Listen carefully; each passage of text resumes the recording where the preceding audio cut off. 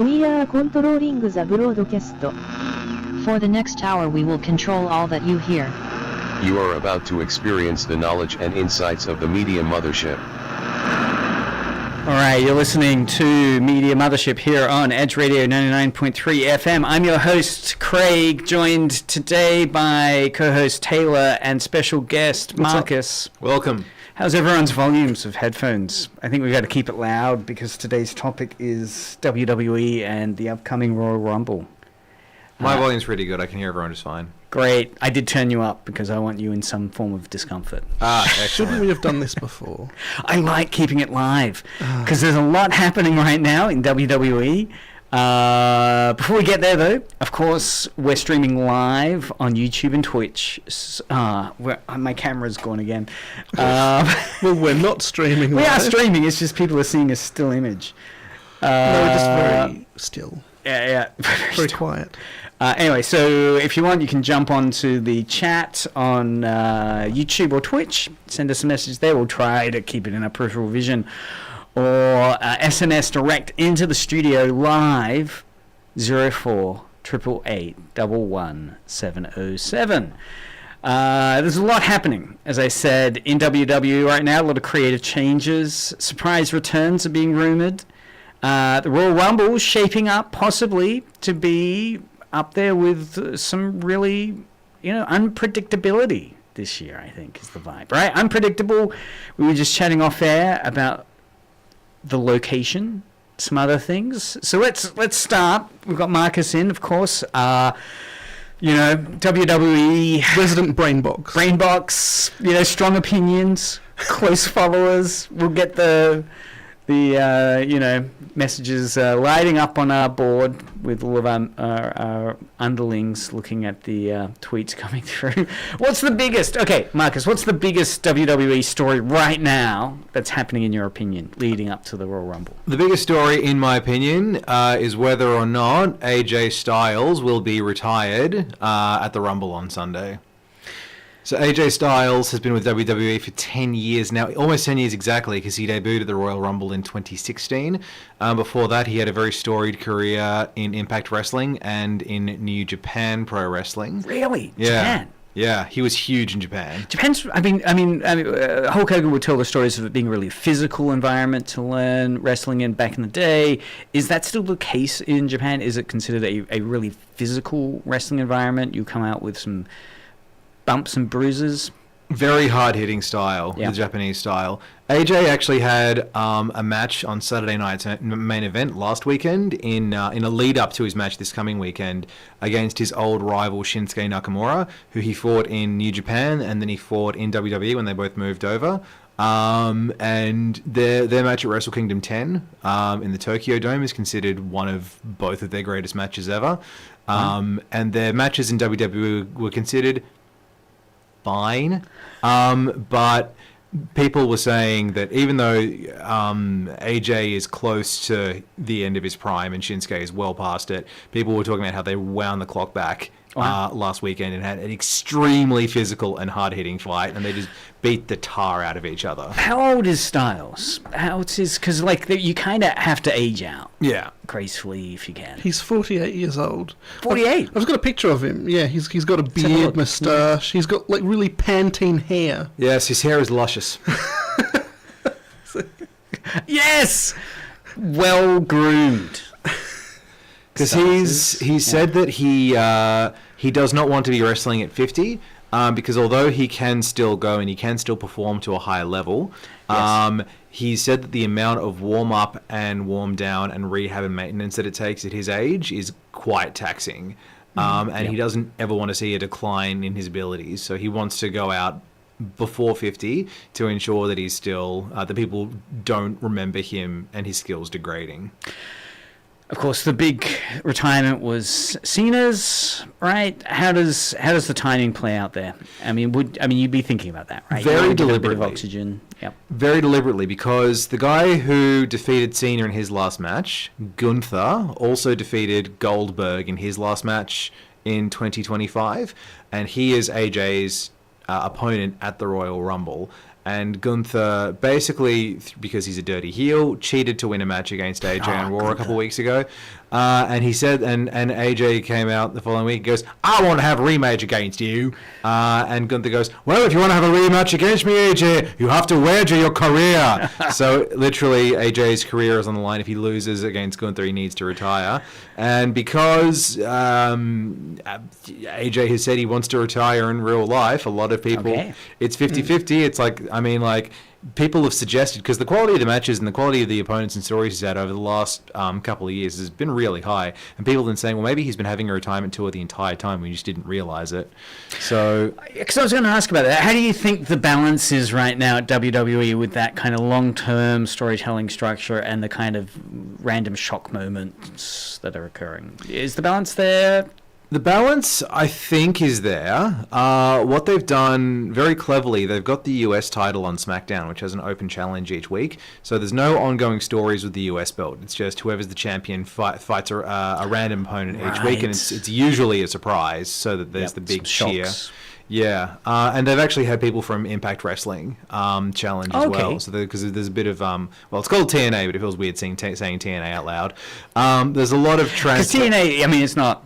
It doesn't stand for It doesn't stand for it that. stands for Total Nonstop Action, but there the acronym was chosen because it sounded like the other thing. Ho ho, locker room humor. What other thing? TNT. I'm not. We've got we're a 4 p.m. school pickup time slot. Oh, we'll be next week when school goes back. It rhymes with Fitz and Glass.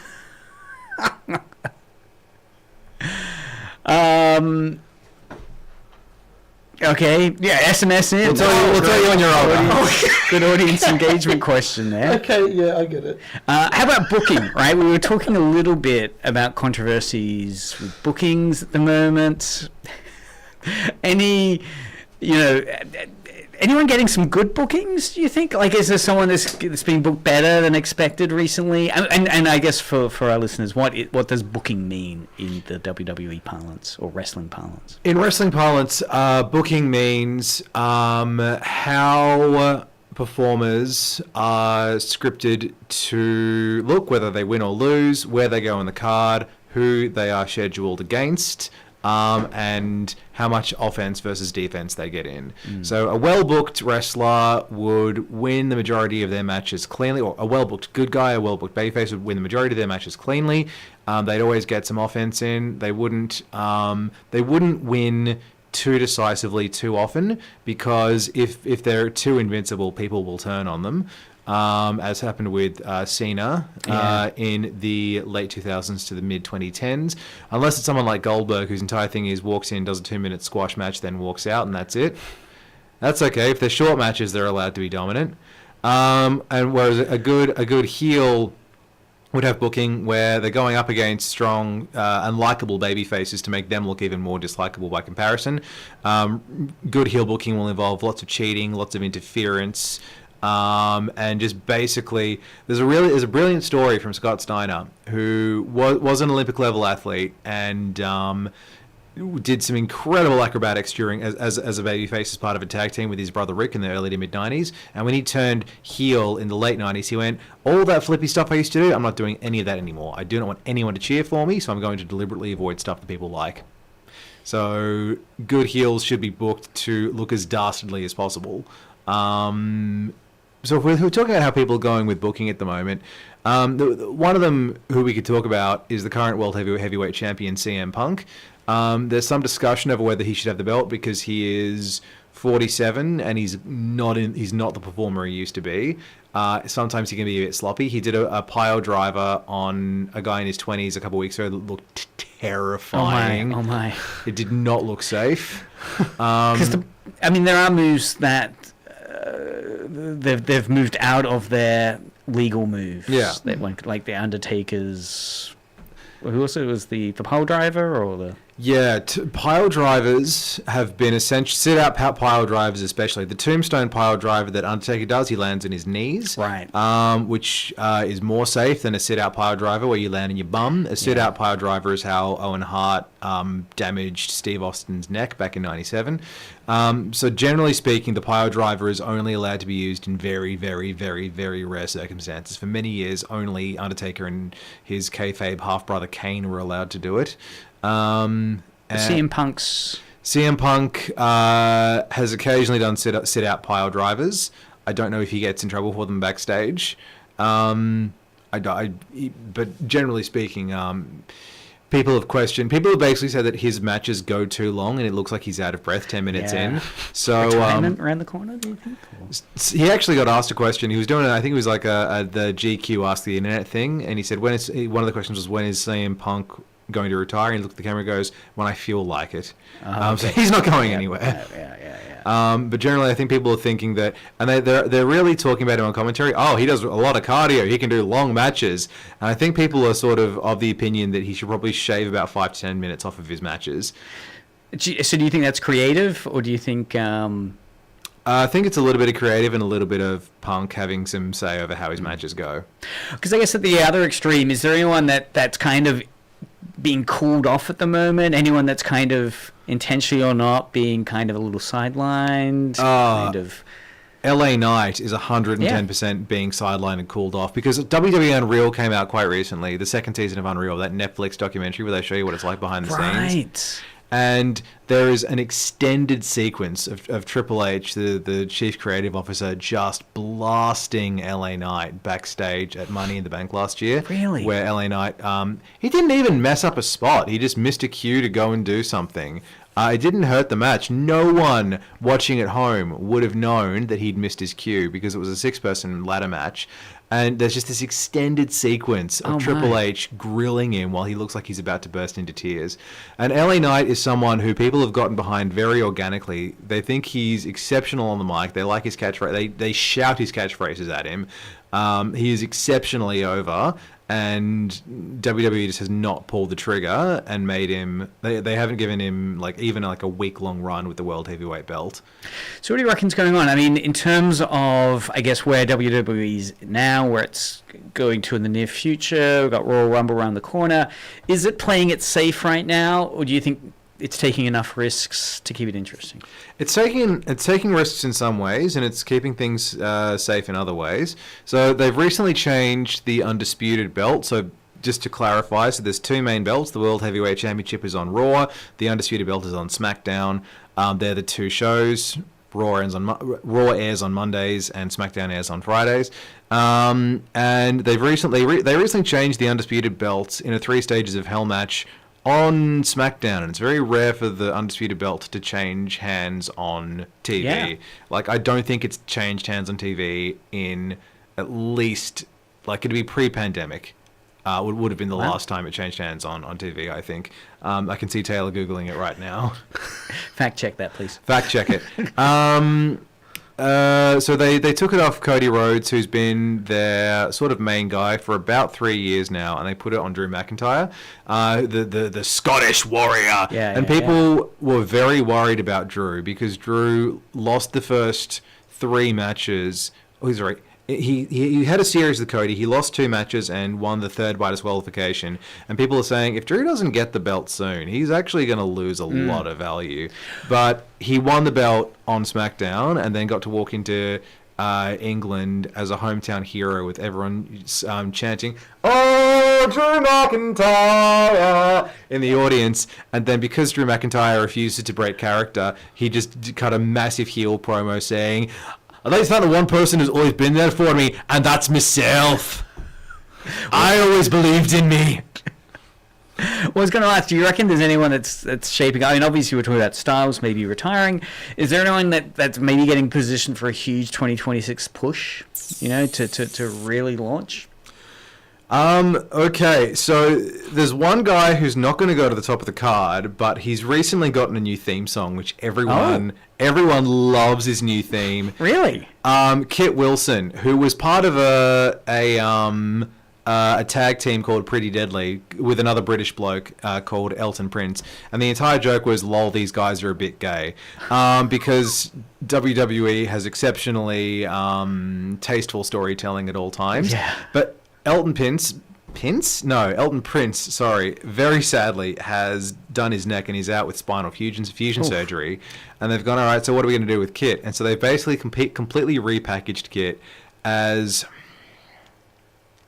Look, there's no polite way to say this. As a social justice warrior who goes around screaming at all the men in the locker room for their toxic masculinity. Really? And saying that he's going to redefine masculinity himself. And he's got this incredibly catchy new theme song. And so there was this bit on SmackDown a couple weeks ago that was just, it had me in stitches. There was a qualifying match between Trick Williams and Matt Cardona, two like testosterone-fueled jocks who just had a pretty decent TV match. The match is over. Kit's theme song hits. He minces in. He poses. He does his fruity little dance. He stops at halfway down the runway, looks up and down a Trek and calls him toxic twice. Keeps on doing his fruity dance down the entryway. Sees Cardona, walks past him, then sprints back. Clobbers him over the back, throws him into the steps, screams at him, he's toxic, toxic, toxic! There's a pause, and then his music starts up again, and he keeps on doing his fruity dance. I was in stitches. So would you say this it sounds like parody?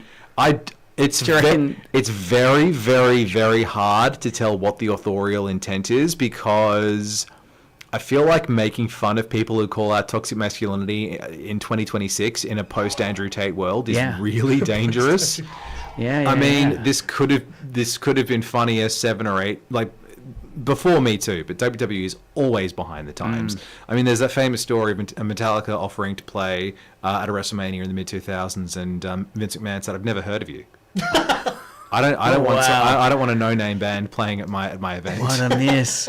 So, is he performing as a babyface or a heel, or kind of liminal in between? He's definitely a heel because he's antagonizing. He's mostly antagonizing babyfaces, but because the guy who plays him, I think his name is Sam Stoker, is just ridiculously charismatic. Basically, like, imagine a really jacked Harry Styles. Oh my! Essentially, and the theme song is such a vibe that people would like. They'll show people in the audience dancing and singing to his theme song. And wow. Well, we should definitely do a music show where we're doing theme songs from wrestling, like wrestlers' theme songs. It'd be fascinating. Yeah. Watch Mojo actually did a top 20 wrestling theme songs of all time video recently, and it was absolutely terrible. In a good way, right? But so bad it's good? No, it was just bad. It was like, we've got to correct the record. They basically just looked at who they perceived to be the 20 most popular wrestlers, and they put all of them in basically a sequence. So it was just clickbait. Yeah, Cena was on there, but there was no Miz, no Dolph Ziggler, no Becky Lynch, like the stuff that people sing along with, no Asuka. My days, if Asuka's like, I've heard people compare wrestling to drag. I'm not sure how much I agree with that, but Asuka would just work as a drag queen and no one would like raise an eyebrow, and her theme song is very fitting in with that aesthetic. It'll be because the themes kind of straddle various genres. Like, you got a bit some with the country and western vibe, some rap vibe. My favourite theme is the Undertaker's theme. Oh yeah, the funeral march. No, just the dong. He's had a few theme songs. They all have the gong in them, but like I think his most famous one is literally just a funeral march. Okay. Right. And then there's Macho Man Randy Savage, who used "Pomp and Circumstance," also known as the graduation song. And I just remember at the end of year assembly last year when the band was playing "Pomp and Circumstance," I was like, "Ooh yeah, dig it!" Are we going to see the principal perform a flying elbow drop into the audience? Snap into a Slim Jim. So we'll have to set that aside. And that we'll do a music show. All right, so Royal Rumble. Royal Rumble's around the corner. How are we feeling about this year's Royal Rumble? So for anyone who doesn't know what the Royal Rumble is, because wrestling is very insular, essentially it's the very first major premium live event of the year. It's in its, I believe, 37th year. It started in '88. 38th year. And it's a 30-man battle royale. Well, there's a men's rumble and a women's rumble, so there are 2 rumbles in the same night. It's a 30-person battle royale, rather. Well, a 30-man or a 30-woman battle royale. Anyway, every 2 minutes, it starts out with 2 people in the ring. Every 2 minutes, someone else comes in, and you can only be eliminated by being thrown over the top rope. Pinfalls and submissions, count-outs and disqualifications don't count. So you can actually legally leave the ring underneath the top rope and come back later. But if you go, and they have a rule that I love, which is you have both feet have to hit the floor. Right. So we've had people in previous years, they get thrown over the top rope, land on the announcer's desk, get on their hands, and full on hand walk back to the ring. No way. And they are legally still in the Rumble. Because I was going to ask, I did do a search of Royal Rumble specific jargon that maybe you could help us break down as we're defining what Royal Rumble is. So one you've mentioned is the over the top rope jargon piece. So So in the context of Royal Rumble, again, just to remind us, what's over the top rope? So a WWE ring, a wrestling ring has, usually I think it's 3 ropes, just like a boxing ring. The very top rope, if you go over that and both feet land on the floor, that's that means you're eliminated. But you can, if you want to be like an actual boxer who passes between the ropes, you can go between the ropes, leave and come back. Oh, right, because you haven't gone over the top rope. Yes. Yeah. And sometimes people have been thrown through the ropes and they've been legally allowed to return because it wasn't over the top rope. Yep. Rumble spots. The number that you enter.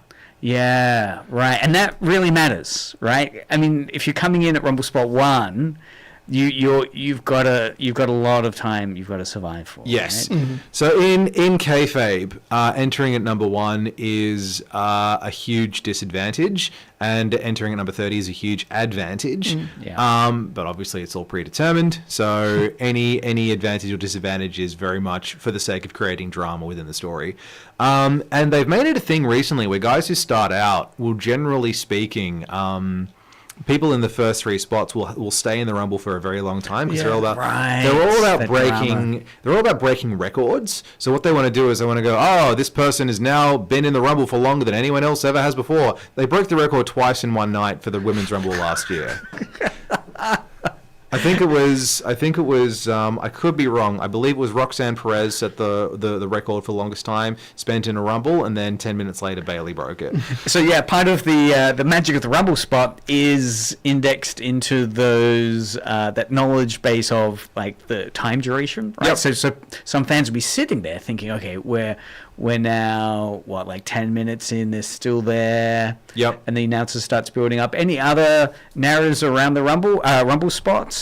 Like it's been used. They've used Rumble spots a few times. One of the famous examples is the 1992 Rumble, where Ric Flair, he was the guy in the National Wrestling Alliance in the 1980s, and it was his first. He only just come across the WWF. He was only there for a couple of years in the early 90s, and he entered at number 3, and he was basically the protagonist of the Rumble, because usually, what the Rumble has been used for ever since 1993 is that if you win the Royal Rumble, you are guaranteed a title shot at WrestleMania. And that's the next big event after the Rumble, is it? Or? They have because there are 2 main belts for the men and for the women. The Royal Rumble winner gets first pick, and then they have the Elimination Chamber in February, and whoever wins the Elimination Chamber gets the second world title shot. So the Rumble provides that bridge into WrestleMania. Yes, the Rumble is basically the Rumble is A New Hope. The Elimination Chamber is Empire Strikes Back, and then WrestleMania is the third one that I don't like. Return of the Jedi. Return of the Jedi. Ewoks. Yeah. I'm a fan. Endor. Luke gets out. I mean, Return of the Jedi is 1/4 of a good movie. The stuff with Luke and Vader and the Emperor is excellent, and the rest of the film exists. You're not alone. I prefer Phantom Menace. Oh, geez whiz, You're just trying to mark that demographic that you're teaching to, I fear. Anyway, so surprise entrant or return pop. What makes a good surprise entrant in the Royal Rumble? And what do people mean when they say return pop? So a pop is when the audience just cheers en masse. So a return pop is when someone who's been gone for a while comes back without any notice. So two examples from last year in the women's match. So there currently one of the more interesting tag teams is because. Very brief aside, what they're doing with the women's division right now is great because they've taken a bunch of the more established women and put them all in tag teams to try and rejuvenate the singles pool. I wish they would do that with the men's as well because the men's title picture is really stale. But there's currently a tag team of Alexa Bliss and Charlotte Flair. They're very entertaining and their matches are always really fun. Charlotte Flair had a series of video packages before the Rumble last year and everyone went, oh, okay, well, cool. Charlotte's coming back after a couple of years off. Alexa Bliss had absolutely no hype, no rumors, no videos at all. So when her music hit, everyone went, yes! Everyone popped for it, yeah. And a surprise entrant, well, because WWE has a working relationship with TNA these days, well, there's two kinds of real surprise entrants. One is if a legend comes back. So one example is a few years ago, Kevin Nash, who was one of the worst ever drawing WWE champions back in the mid-90s. He'd been gone for a while, and he came back, and not only did he use his old theme song, but he was dressed as his old character Diesel from like the early to mid-90s. So that was a return pop because we were like, yeah, Diesel's back. We like him now because he's old. Nostalgia. Nothing sells more tickets in wrestling than nostalgia. And because of the relationship with TNA, they can send TNA wrestlers in, and you know they're not going to win, but it's still good to see them in there. So one example was last year, a TNA wrestler who went viral was Joe Hendry. Again, has a really catchy theme song. Joe Hendry's entire shtick is what if Freddie Mercury but Scottish and also partially Bugs Bunny. It's a mashup. His entire character. He does two things. He writes parody songs about his rivals, and if someone says his name, he will randomly appear in the room. It's like Candyman. Yeah, Candyman or what's his name, Candlejack. Right. Because his theme song starts with "Say his name and he appears," and when that hit at the Rumble last year, the stadium darn near exploded. Wow. And Wade Barrett on commentary is going, "Joe Hendry, the TNA World Champion. He's an overnight success, and it only took him 10 years to get there." And it was just. And then they did an excellent comedy spot where he completely cleans house. He does the clap, clap, stomp from We Will Rock You. And the entire time, Sheamus, the Celtic Warrior, is watching him. And gets a huge ovation. And then Jacob Fatu just comes out and spears him out of nowhere. And then Sheamus turns to Jacob Fatu and goes, "I was enjoying that! Why are you so bleeding hungry?" It's just very entertaining. The Rumble, above all else, should be entertaining. It does not have to tell it can tell a coherent story. Most of the best Rumbles will tell a coherent story. Conversely, some of the worst Rumbles will tell a coherent story. One Rumble which is infamous is the 1999 Royal Rumble, where it was basically they sacrificed what is one of the major pay-per-views just to be another step in the Austin versus McMahon storyline, where it was predetermined that Austin would be number one, McMahon would be number two, and people watching at the time were like, okay, so either Austin wins or McMahon wins. And a few minutes in, Austin chases McMahon through underneath the ropes, chases him into a bathroom, gets jumped by McMahon's henchman, then spends most of the Rumble unconscious after having the snot beaten out of him in a bathroom. And then McMahon goes to the commentary, and he's on the commentary for the rest of the night. And there are periods where no one's in the ring. It's very meta. Yeah. Okay, so when someone's called the Iron Man of Rumbling, Rumble, or Iron Woman, what does that actually signify? That you were the longest lasting person, that you had the most time in the Rumble of that year. So you're is there a belt attached to that? Just a phrase, just a title? It's just a phrase. There's no belts, there's no medal or anything. It's just a little badge of honor. One example is 2001. Kane was in it for the longest period. He eliminated the most people, and he was the last person to be eliminated. So everyone was like, he didn't win, he didn't get the title shot, but he had the best showing in the Rumble if we go by time spent and people eliminated. All right, how about some fans talk about the Final Four psychology? Ah, yes. Right. So what does this mean from a storytelling point of view? The Final Four psychology.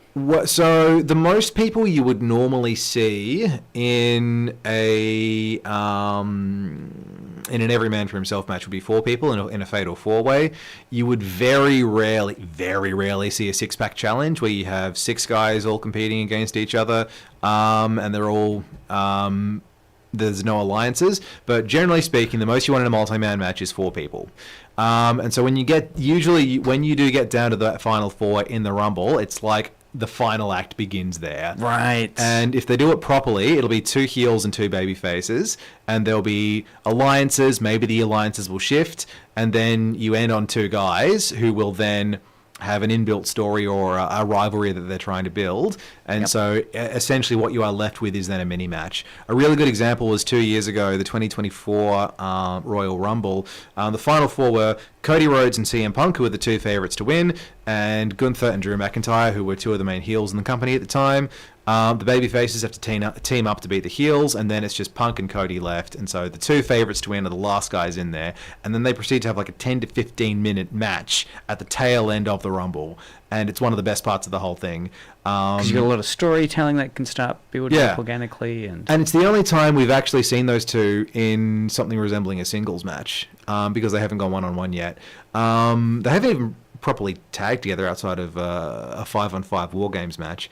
But the real thing is basically people think it's going to be Cody who wins to finish the story, or people think it's going to be CM Punk who wins because he's just come back after 9 years. Who's it going to be? There's a brilliant bit at the end where CM Punk goes, "I didn't come back after 9 years to lose to Dusty's Kid," and then he immediately gets dumped out of the ring by Dusty's Kid and loses. But if we're talking about the Royal Rumble being used to build stories, because oftentimes you can just full-on build rivalries, because the brilliant thing about a 30-person match is that you have people from different shows, because there's 3 shows each week on WWE, Raw, SmackDown, and NXT, plus there's the alliance with TNA, so you've essentially got people who don't work together ever, doing spots together and experimenting with with people who they've never been in programs with before. So you see a lot of different combinations than you would normally see. So what's your feeling with Royal Rumble? Does it feel like it's going to be a reset, right? Or are they really going to use this more as a conventional bridge into WrestleMania? The Royal Rumble is never a reset. It is the first step on the pathway to WrestleMania, because you find out who your number 1 contender for the world titles for the men and the women are going to be. Although in saying that, the singles matches that they have can be used either as a bridge or as a reset. For an example of one, let's go back to 2024 one for a second. The title defense there was a fatal 4-way with Roman Reigns, who'd had the title for several years, defending against LA Knight, Randy Orton, and AJ Styles. And we're all watching going, he's not going to lose the belt 3 months before WrestleMania 40. Like, that would be the biggest anticlimax. He is not going to lose the belt.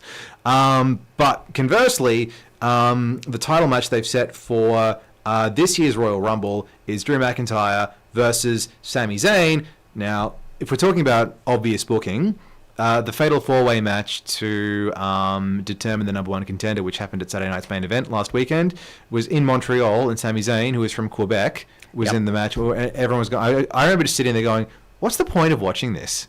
We know he's going to win. It's in his home turf. We know Sami's going to win. Why are we watching this?" It was still fun.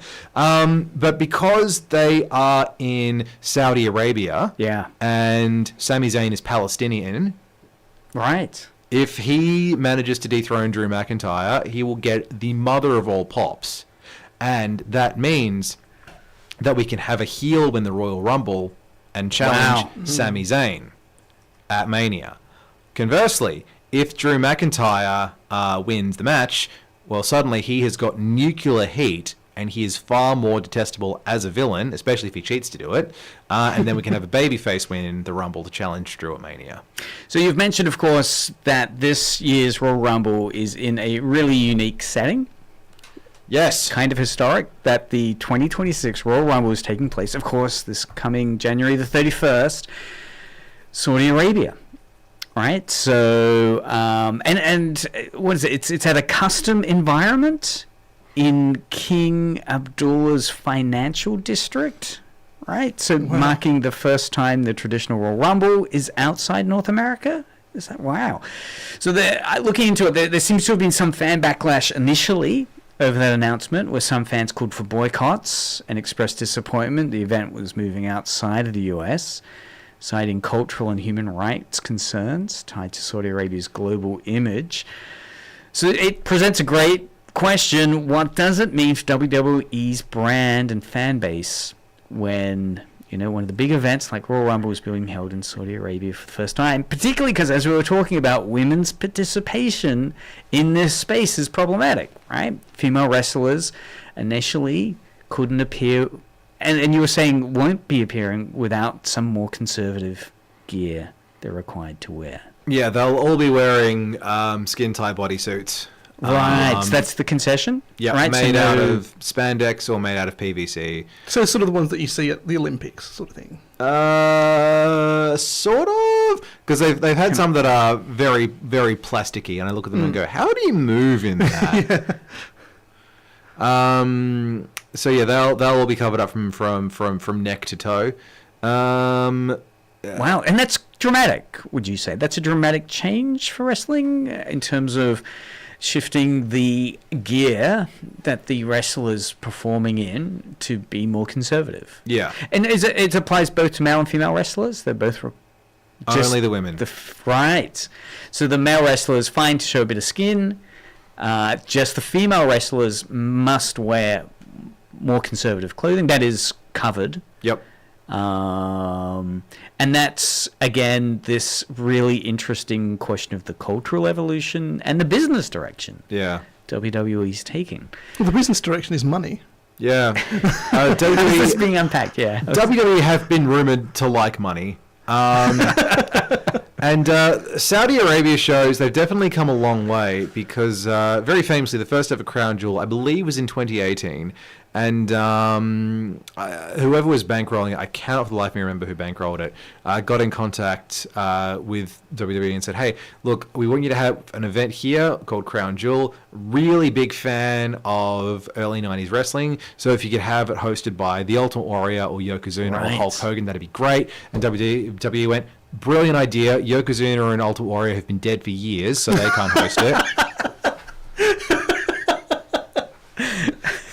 Wow, that's out of touch. Yep. It's rare for WWE to be the ones who are on the ball. But clearly, do you reckon this does indicate a long-term Saudi Arabia partnership? Right, this is long. Do you reckon they've been doing it for 8 years, and WrestleMania next year is going to be in Saudi Arabia. Oh, right. So WrestleMania's already lined up. That's a foregone conclusion. Wow. Yep. So what's the debates like? I mean, is there much debate amongst fans around, is this a good thing or not? How does this fit with the priorities? Is this a culture fit? Fans are pretty unanimous in that it's a bad thing to host some of your biggest pay-per-views in a country that has committed as many human rights violations as Saudi Arabia. And, as we're saying, even at a kind of performance level requiring changes made to costuming that are dramatic and that are not uniform, that it's only the female wrestlers that have to change to conform to these traditions or cultural expectations. What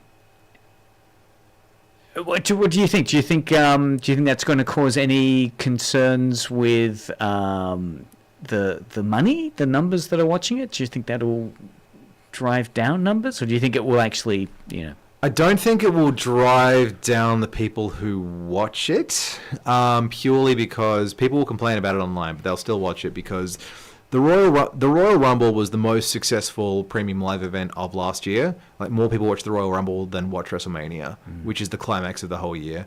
They just love the 30-person battle royale. Yeah. And look, I mean, it is interesting. There's so many cultural properties being bought up or co-owned or owned now by various Saudi Arabian conglomerates. Pokemon Go. Really? Yeah. Is now within the financing. Owned by Scopely, which is owned by Saudi Arabian government. I mean, it fascinates me on one level. I'm very convinced by arguments around soft power in terms of, Japan, anime, it boosted tourism to Japan. Suddenly people are talking about career pathways in Japan, talking about how how do we be as creative as Japan? This, though, is still Americana product, right? I mean, Royal Rumble is America and reeks of American odor or fragrance, depending upon your point of view. But it's not like the money that Saudi Arabia is splashing out with Royal Rumble is going to mean, and now we think Saudi Arabia is culturally cool like wrestling too. I mean, the soft power argument in terms of Saudi Arabia will get soft power out of this doesn't seem to be a one-to-one fit. I did notice with Assassin's Creed, the purchasing of EA meant that there was that spin-off, the Assassin's Creed Mirage, which is set in Egypt, right? Which seems to be a bit soft power-like, right? There you're using the cultural property that you've purchased, and now you're putting the game setting in your location in a positive way, right? But it doesn't feel like, there's not the Sheik, right? They're not bringing the Sheik out as one of the wrestlers. Wasn't there, like, during the Gulf War or in the 80s, there was the Sheik wrestler? Oh, my days. Oh, the Iron Sheik. The Iron Sheik. They're not dusting him off. Maybe he's going to be the surprise pop nostalgia wrestler, like the Sheik. He's also dead. I mean, no family legacy. Hey, if they wanted to go down that route, they could bring out Sergeant Slaughter. I was literally listening to a review of the 1991 Royal Rumble this morning, where to capitalize on the Gulf War, they brought in Sergeant Slaughter, who had just come back after some time in the AWA, and had uber babyface. Loves America, loves the military, had him turn heel and become an Iraqi sympathizer. Like he was like a Manchurian candidate? He'd like been brainwashed and he decided that America had gone soft and people needed to align with Iraqi values. Wow. Yeah. Wow, that's really kind of Stanley Kubrick out there, or maybe M. Night Shyamalan for that twist, kind of like, and gee whiz. It actually, the guy who plays Sergeant Slaughter, I believe is Richard Remus, they actually, like, his family could not go out in public because he was getting death threats. Yeah. And McMahon had thought it was going to do really big business, and so he booked like an 80,000 person stadium. That's such a creative disaster. Then they had to move to a nearby arena because they weren't feeling it. So anyway, obviously in terms of storytelling, it's unlikely there'll be a Saudi Arabian storytelling dimension. Where is wrestling big in the Middle East? Oh, it's pretty big in Saudi Arabia. I mean, every time they go to Saudi Arabia, they're always packed out, and the audiences are always screaming. Population, it's the local. Yeah. Wow. All right. Yeah. So, I mean, do you have a take on Saudi Arabia's ownership over it?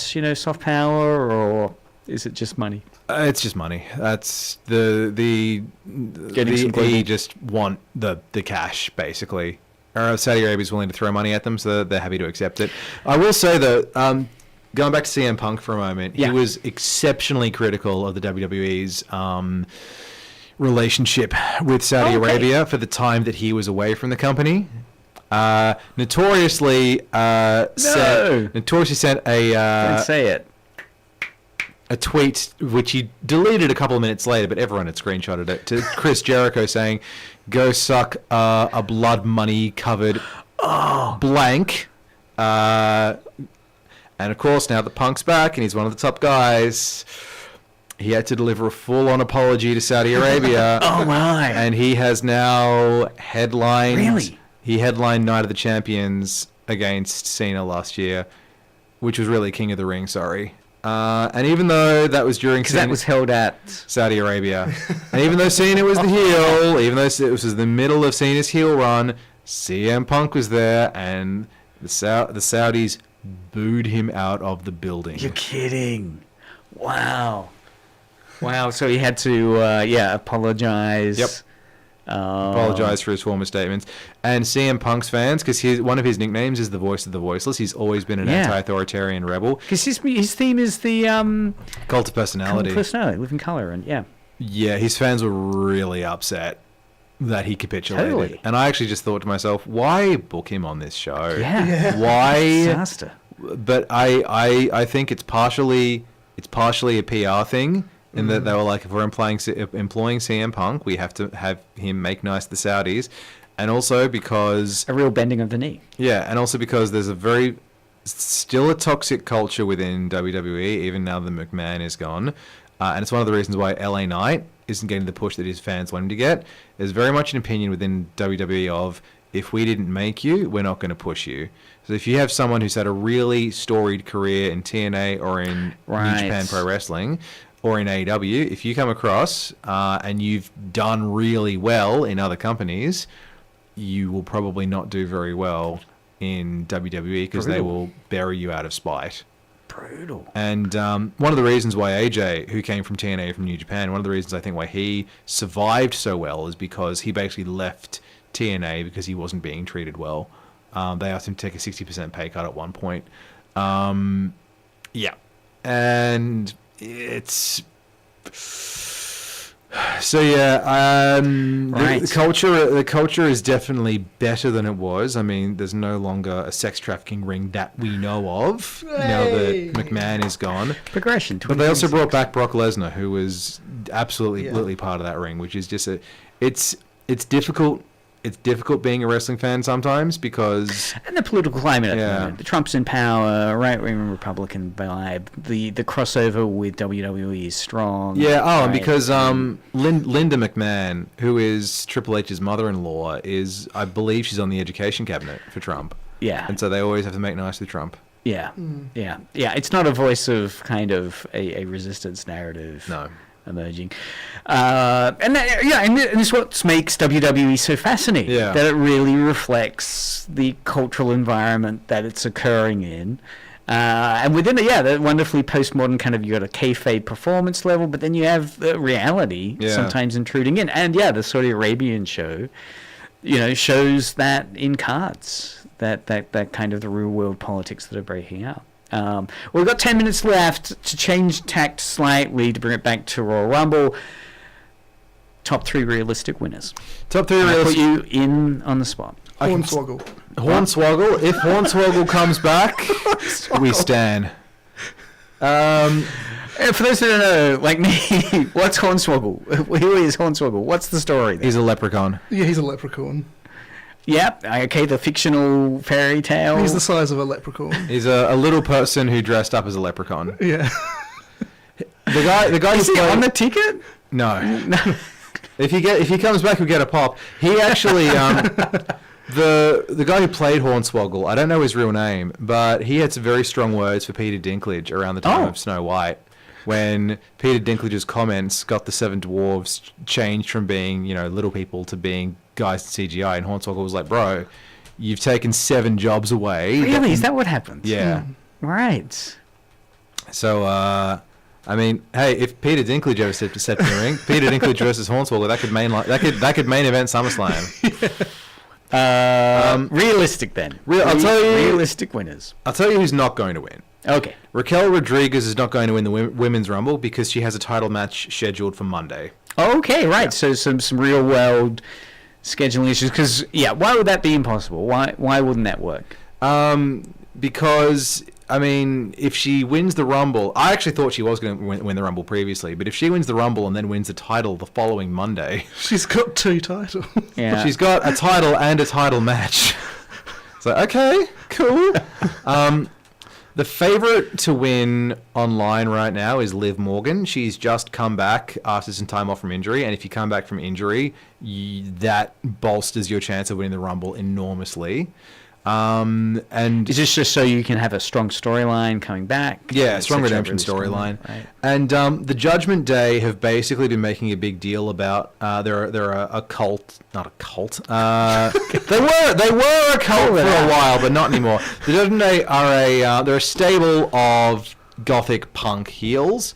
And they've been making a lot of murmurs about getting the gold back. Wow. So I'm like, okay, cool. I Liv is the favorite to win online. People, given how Charlotte Flair winning last year was received, if she wins again, WWE doesn't know their audience. Because she came back, right, from injury. Yes. And the sense was it was an undeserved win. People didn't... this is how fickle fans are. If you come back from injury, it's great if you win the Rumble, unless you're Charlotte Flair, because then you're getting accelerated back into the title picture too quickly. Nepotism? Yeah, she's the daughter of Ric Flair, who is one of Triple H's best friends. Right. So she's a very good wrestler and a very good entertainer as well. But the nepotism people love to bitch and moan about. Sorry. That's right. There was someone that was more deserving, do you think? Or I guess in terms of where we're heading towards for this one, where we are with the three realistic winners. I reckon I Liv is online's favourite. I would probably put her reasonably close to the top.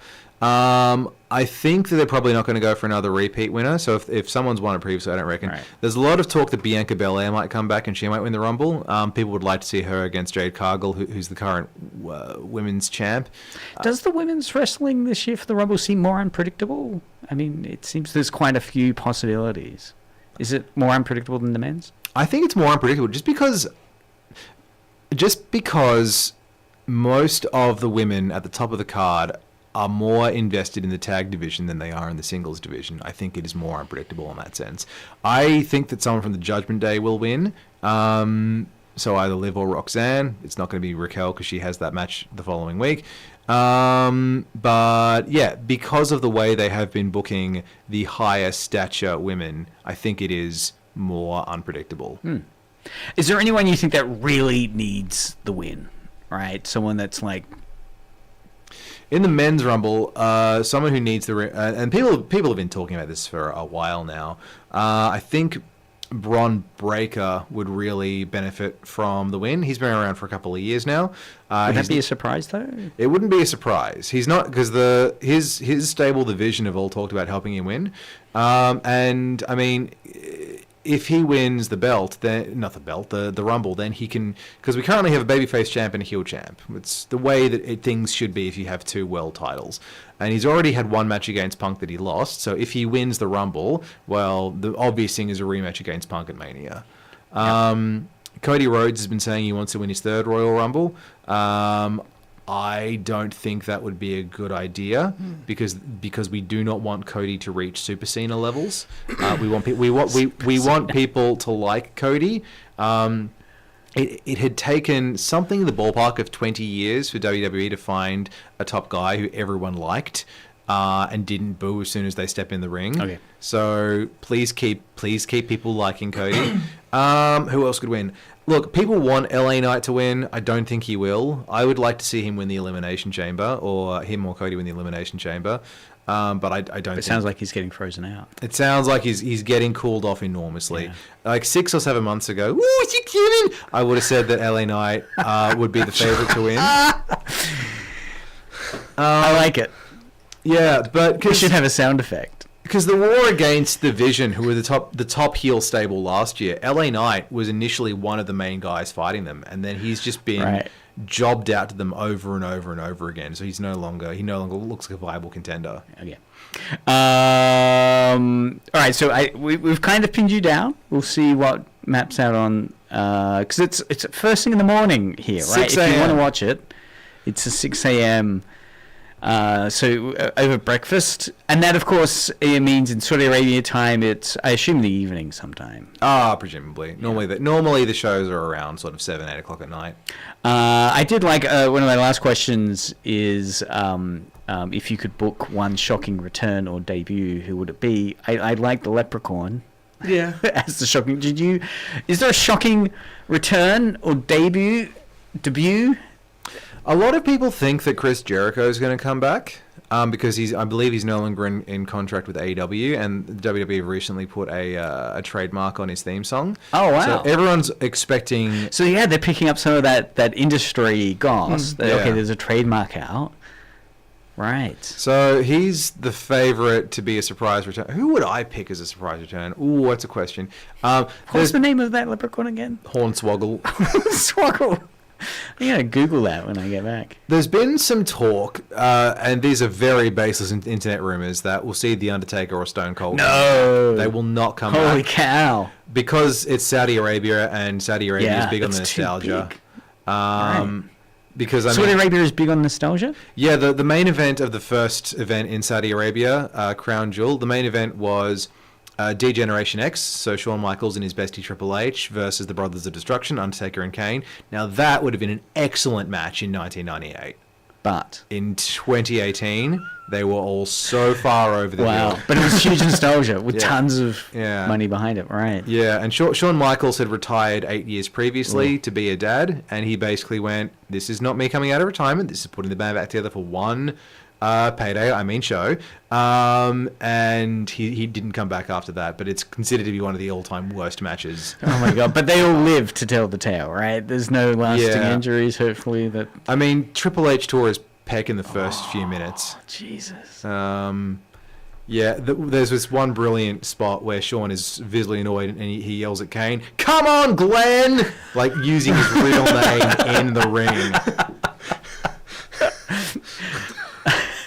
So there is history, of course, of Saudi Arabia splashing out to get big name nostalgia. Yeah. Oh gosh, who would I like to see come back as a surprise? I want the Honky Tonk Man to come back. Honky Tonk Man? I'm going to go for the Sheik, the Iron Sheik still. I think that would be crazy. Honky Tonk Man, what was Honky Tonk Man's thing? Elvis impersonator. It was what? He was an Elvis impersonator. Elvis impersonator? Yeah, he was That's so worth it. The longest running Intercontinental Champion for decades until Gunther broke his record. Yeah. When did he peak? When was Honky Tonk Man performing? What era are we talking? The Rock and Wrestling era. So he won Rock and Wrestling. He won the belt in 1987. Oh my God. And he held it until SummerSlam the following year. And when he loses it at SummerSlam, it's brilliant because he'd spent well over 400 days winning by deliberate count-out, disqualification, cheating. He was a heel. Absolute mega heel. And his intended opponent didn't show up, and he jumps on the mic and goes, "Get me another challenger, I don't care who it is." And then the Ultimate Warrior's music hits. The Ultimate Honky Tonk freaks out. The Warrior sprints to the ring, and he squashes Honky Tonk Man in 30 seconds flat. And he full-on Elvis impersonator costuming. Yes, he uses guitars as weapons. Of course. And part of his gimmick is that he acts like he was the real genius and Elvis stole his shtick. Oh no, it's such a shame. I mean, we're at time, but I do have these vague memories of like a video game or something that was rock and roll wrestling or something, or rock. Yeah. So I'd love to understand that because it's different from WWF, right? Is it, or it's anyway? That's probably that's wildlife fun. All right, that's wildlife fun. Sorry, Marcus, we're all good. I've been told off before. Last week's show or 2 weeks' show went over time, and this Media Mothership for another week. Royal Rumble's on this Sunday at 6 a.m. in Australian Eastern Standard Time. Marcus has given us the clips. If you're interested about seeing how Saudi Arabia might position themselves in it, I think it's a fascinating cultural and historical moment. Any other final words, things to look out for in this event? If Cena returns, we riot. Yeah.